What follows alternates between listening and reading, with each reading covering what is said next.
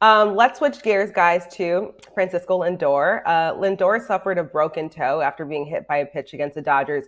He missed the series finale against the Dodgers, then returned as a pinch hitter in the first game against Colorado and delivered a go-ahead two-run double in the ninth. He played in both remaining games of the series. So, Tim, do you see this broken toe being something that lingers and affects Lindor's performance moving forward? I don't think so. I mean, it's the little toe, right? Who really needs that? I think you look at the history of guys who have missed like more significant time with toe injuries. It's generally the other toes, the big toe. It's sprains, it's tears. This is not Aaron Judge running into the wall at Dodger Stadium. It's not even Juan Lagares doing that for the Mets back in 2018 when he missed most of the season because of a tear there. It's a fractured toe. It is, I mean, literally one you don't need quite as much as the others for stability and balance. So I'd be surprised if it lingered. And the early returns from Lindor coming back as quickly as he did and performing suggest that he's going to be just fine.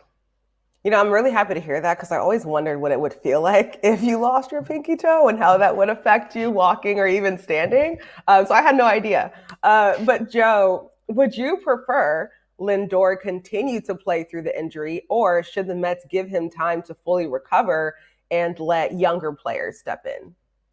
Well, I want to start with he was laughing when he got hit by that slider on the toe that broke his toe. When I stub my toe, I say some obscenities, and I am not particularly happy. So good on Francisco Lindor for that.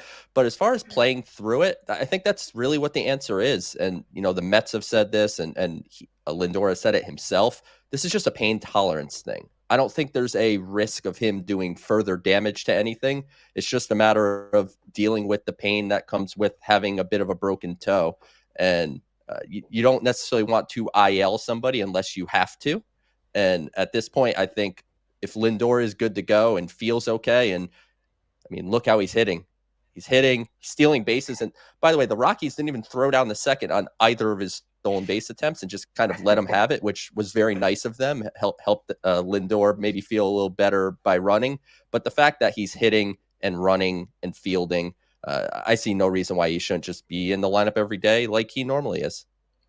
Yeah, and so, Joe, what does that say about his leadership and toughness, and how does that affect the guys in the clubhouse, especially during stretches like this that Lindor is saying, yeah, I want to be out there even though I'm dealing with an injury? I think if you're in that locker room, you say to yourself, if Francisco Lindor is going out and playing through this, why am I not going out and playing through whatever I'm going through? And his leadership is just his everyday consistency. Francisco Lindor is consistent where he shows up every day for work. He does the same things.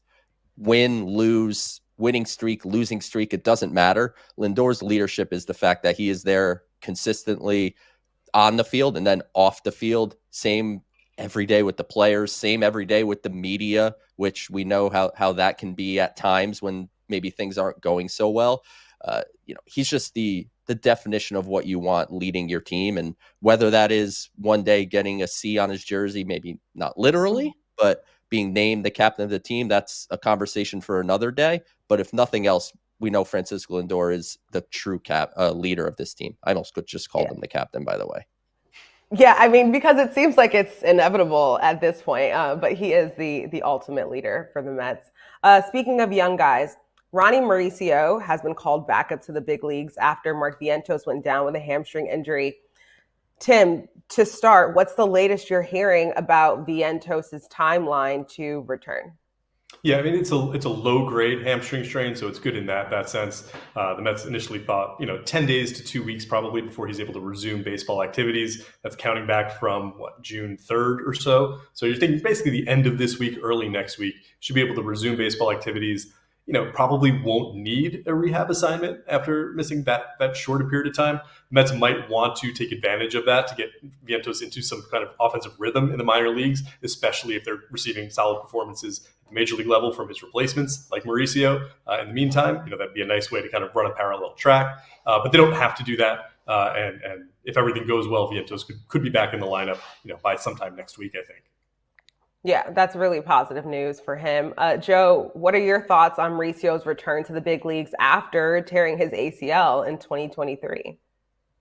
I mean, it's very impressive. ACL is not really a common baseball injury. I know Ronald Acuna tore both of them, but generally ACLs are not something that happens all that frequently in baseball. And it was a long recovery, a long road back. But this is the Ronny Mauricio that I saw coming up through the minor leagues, and obviously in that short stint that he had in the major leagues back in 2023. And what's really important as you see him mash that ball to left center, and then of course he hit the 456-foot home run to right, over the weekend. That shows that his lower body is back. And that's really important as a power hitter, and especially a guy that's going to steal bases as well, which he stole a couple bases since he's been back as well. It's important to have your lower half, and Ronny Mauricio clearly looks like that lower half is back. And we're just going to have to see him consistently get at bats and work on his approach at the plate, because that's really the only thing I think that's holding Ronny Mauricio back from superstardom. Yeah, good perspective. Tim, how do you see the Mets balancing all their young players like Mauricio, Beatty, Acuna, and Vientos when he eventually returns this season?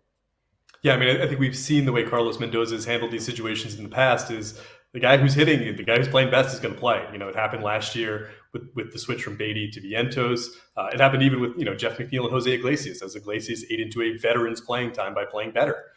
So this year we saw Beatty take some time from Vientos earlier. Saw Starling Marte sit because he wasn't performing quite as well. So I do think there is an element of riding the hot hand, seeing what you've got. All these guys have prospect pedigree. It's not like any one of them you don't expect to have some level of success at the major leagues level. So we've seen him balance that playing time already this year with Acuna, Beatty, and Vientos. Now you throw Mauricio into the mix and see basically you've got four options, and you hope that one or two of them are hitting at any given time. Yeah, and Joe, you just talked about what you want to see more of from Mauricio. Can he earn a full-time spot in this lineup, or will the Mets continue to rotate their young infielders? Does it just come down to what he does at the plate?